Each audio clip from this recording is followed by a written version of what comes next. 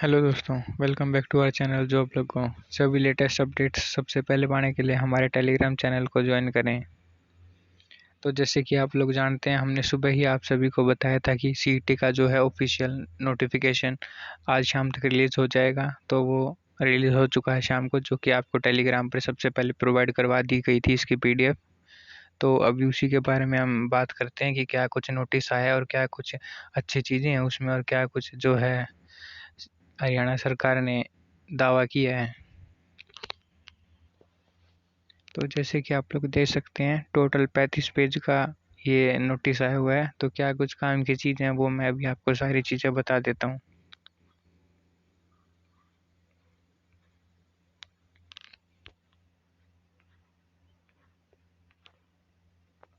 ये पहली मेन चीज़ है कि 95% जो है वो सीईटी के मार्क्स होंगे और 5% सोशल इकोनॉमिक क्राइटेरिया के होंगे। ये चीज़ें कई महीने पहले न्यूज़पेपर में आ गई थी। तो ये तो सेम चीज़ें हैं, इसमें कोई चेंजमेंट नहीं हुआ है, कोई न्यू चीज़ नहीं आई है। और उसके बाद ये जो मेन लोगों का डाउट होता है कि किसको सोशल इकोनॉमिक क्राइटेरिया के मार्क्स मिलेंगे, किसको नहीं मिलेंगे, किसकी फैमिली में कोई, तो वही सारी डिटेल्स इसमें दे रखी है कि कौन कौन जो है वो सोशल इकोनॉमिक क्राइटेरिया के मार्क्स अटेन कर सकता है और कौन कौन नहीं कर सकता। तो ये आप लोग देख लीजिए।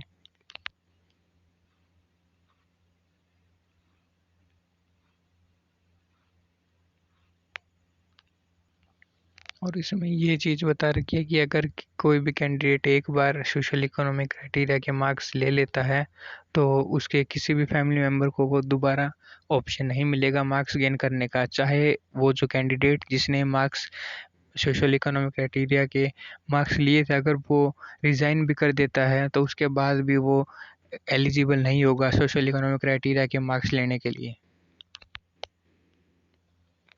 ऐसे ही सारी लेटेस्ट अपडेट पाने के लिए हमारे टेलीग्राम चैनल को अभी ज्वाइन कर लें और हमें यूट्यूब पर भी सब्सक्राइब कर लें, ताकि सारी लेटेस्ट अपडेट सबसे पहले आपको प्रोवाइड करते हैं।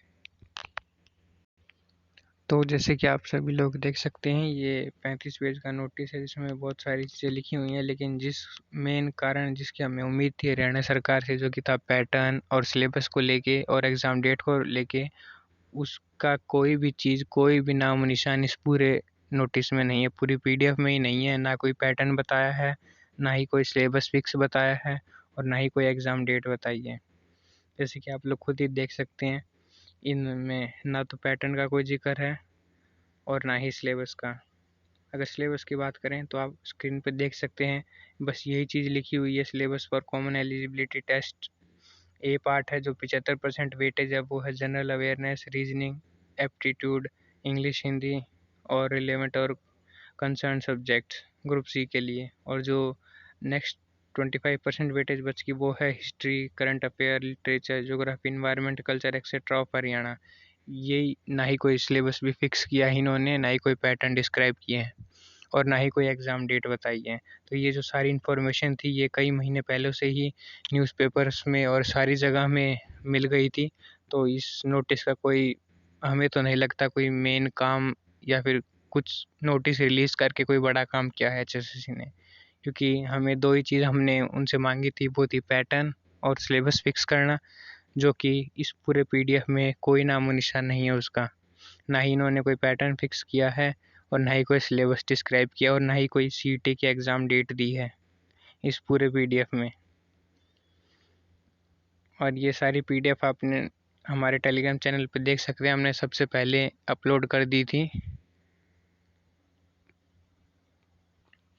तो भाइयों, ये थी पूरी पीडीएफ सीटी जो ऑफिशियल नोटिफिकेशन रिलीज़ किया था आज शाम को।